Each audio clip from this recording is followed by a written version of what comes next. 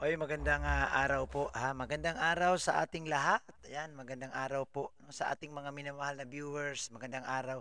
Siyempre po, magandang araw kay Kuya Bal, kay Ate Idna, kay Kalinga Prab. Maraming maraming salamat po kay Kuya Bal. Hanggang sa ngayon, patuloy po sa pagtulong no, sa ating mga kababayan. Maraming maraming salamat. At dahil dyan, siyempre palakpakan po muna natin no, ang lahat ng mga viewers na nanonood, nagsishare sa ating mga video at siyempre po si Kuya Bal at si Ate Edna at si Kalinga Prab. Ito po, para sa inyo ito. Yan, pinapalakpakan po natin yan. Alam niyo po mga Kalinga, mga kapatid, si Kuya Bal, paminsan-minsan pag may time, nanonood din niya ng mga vlogs ng mga Kalinga partners. Ayan. So alam ni Kuya Bal yung nangyayari no, sa ating mga channel. Ay, shout out sa iyo Kuya Bal. Yan, sa mapagpalang umaga po sa iyo. Naway laging malakas Kuya Bal ang pangangatawan. Yan. So ngayong araw na to mga kalingap, no? Direct na tayo. Ah, gusto ko lang po no, magbigay ng opinion dito po sa mga napanood ko. Kasi po ang napapanood ko ngayon talaga mukhang mayroong ano no, mayroong hindi pagkakaunawaan, no? Tawag natin 'to. Hindi naman 'to away. Hindi pagkakaunawaan sa mga bagay-bagay, no? Ngayon ang dami kong sa thumbnail pa lang. Pagbukas mo makita mo na yung thumbnail doon about sa sponsor, sa pera na involved si ganito. Oh, si ganito, si ganito.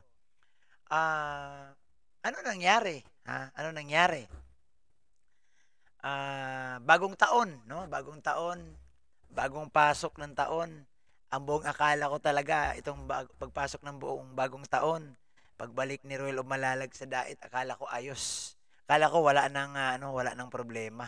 Hmm. Ah, yung iba sasabihin nila na wala namang issue kila Dudong at kila Richelle. Totoo po wala. Ano, wala man talaga. Ang problema itong mga nakapaligid daw. Ayon sa mga nababasa kong komento, ang ugat nito yung about sa sponsor, yung sa pagbigay po ng pera. Ang dami ko pong nababasa, no? Ang dami ko pong nababasa doon na binabash nila si Daddy Donut, sabihin na natin, no? Binabash si Daddy Donut about sa pera, about sa pera.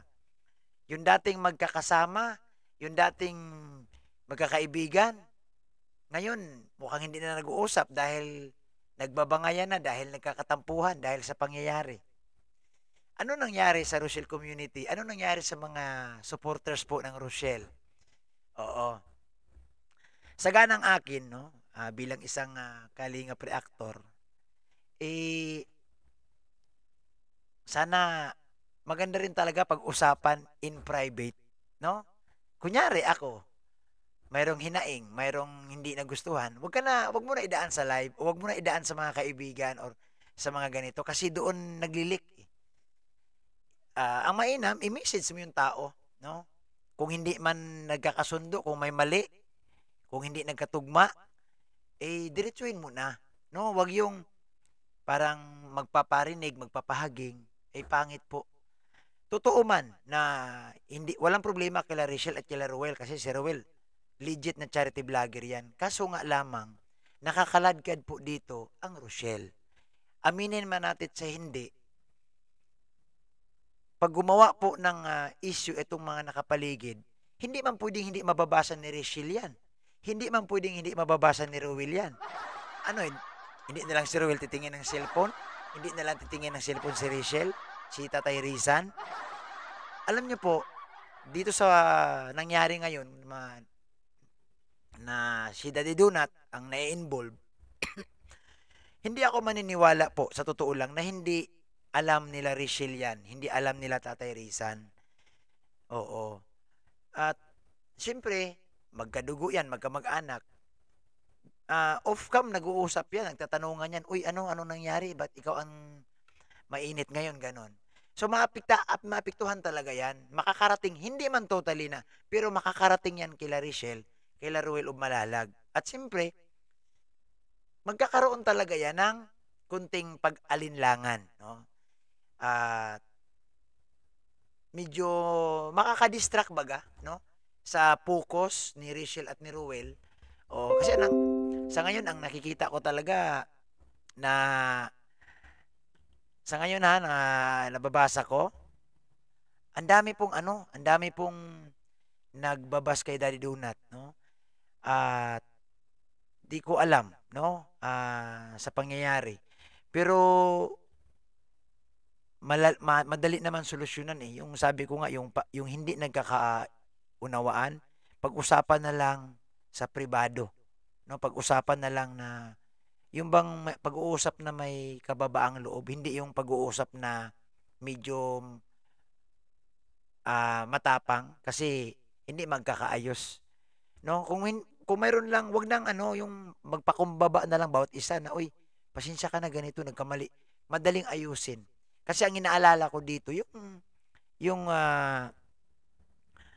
Rochelle. Ang inaalala ko dito yung mga iba pang supporters, yung iba pang sponsor, yung iba pang viewers na napaka todo suporta po sa Rochelle. Grabe ang pagmamahal sa Rochelle, lalo na po yung mga seniors. Naku, pag makausap mo sila, mamamanga ako na mamanga ako sa ipinapakita ng mga seniors kasi parang tinuturing nilang anak itong si Ruel at si Richelle.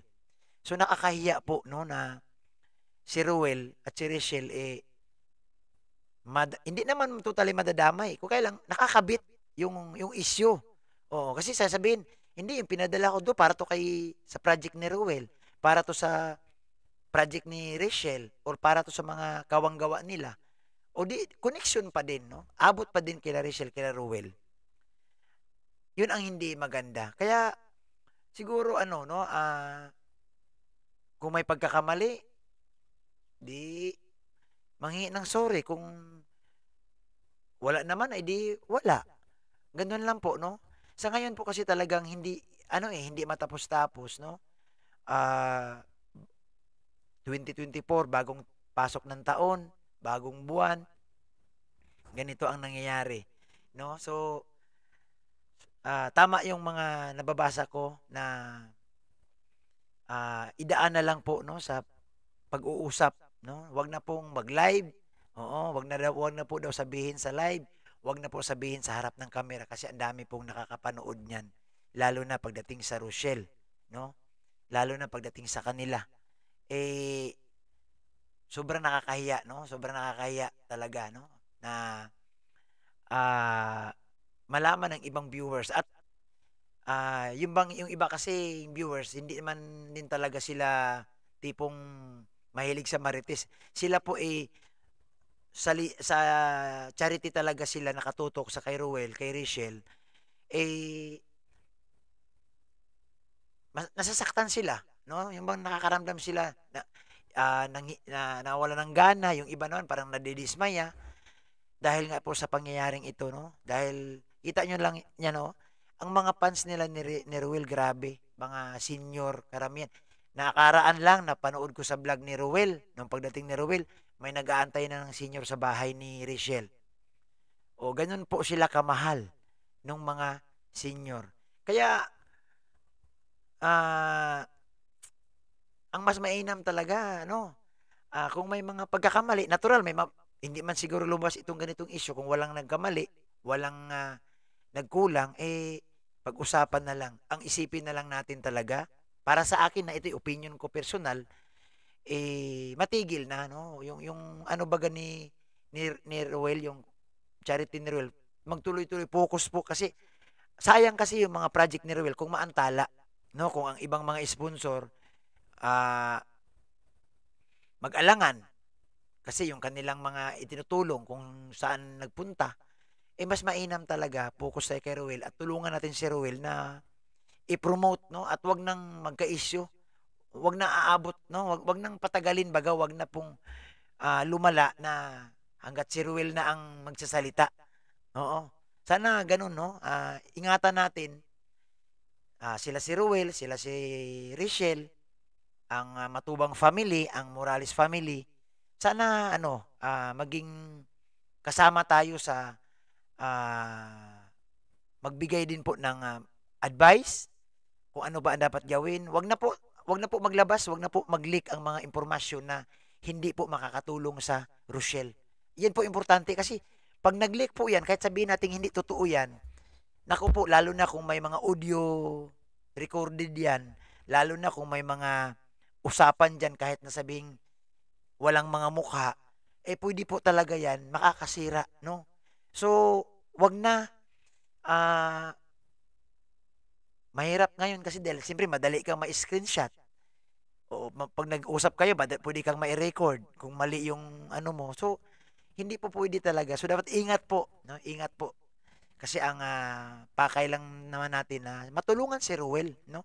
Ang gusto natin yung mga pabahay ni Ruel magtuloy-tuloy 'yan, ah, tuloy-tuloy ang tulong ng sponsor kasi hirap naman din si Dudong Ruel na siya lang din ang magpi-finance ng mga project. Hindi po kakayanin kahit sinong malalaking charity vlogger. So, nagpapasalamat tayo sa sponsor kaya nakakatuwa 'no, yung mga sponsor na handa pong tumulong kay Dudong. Sana po alisin natin yung issue, 'no, alisin natin yung, mga hindi nakakatulong baga. Oo, alisin natin 'yan sa Rochelle, 'no. At, 'wag na po tayong maging sulsol, 'wag natin gatungan, bagkus oo, 'wag tayong mangbas, 'wag po. Magbigay tayong advice kagaya niyan o mag-reaction ka, bigyan mo ng advice, ano bang magandang gawin. Hindi man alam niyo po, hindi po, nakakawalang dangal sa isang tao ang humingi ng sorry kung nagkamali at hindi po kawalan sa isang tao ang magpatawad, 'no? Ayan po ang importante sa ngayon. Excuse me po. Kaya sana po, maayos na ang lahat, 'no, itong, issue matigil na. Ito nangyari sa ngayon. Ito po sa Rochelle community. At alalahanin natin, ang Rochelle community, umbrella po 'yan ng Kalingap. Baka naman umabot pa 'yan kay Kuya Bal. Huwag nating antayin na si Kuya Bal magsalita. Kasi siyempre si Dudong Ruel Kalingap, si Rochelle Kalingap. Eh, yung issue 'pag lumala 'yan, hindi naman 'yan pupuwedeng hindi magtatanong doon kay Kuya Bal, "Kuya Bal, anong masasabi mo?" Aabot 'yan kay Kuya Bal, aabot 'yan kay Kuya Bal. Marami na pong ganitong pangyayari. Si Kuya Bal po ang huling nagdedesisyon. So, 'wag naman po sana 'no, na maapektuhan ang Rochelle, 'wag naman po sanang maapektuhan ang community ng Rochelle. Palakasin pa natin 'no, para ang goal dito ni Dudong Ruel maraming matutulungan, eh. Hindi dito ang goal na, para lang makilala, hindi. Ang goal dito ni Ruel, marami siyang magawang pabahay, marami siyang matutulungang mga mahihirap, hindi lang pabahay.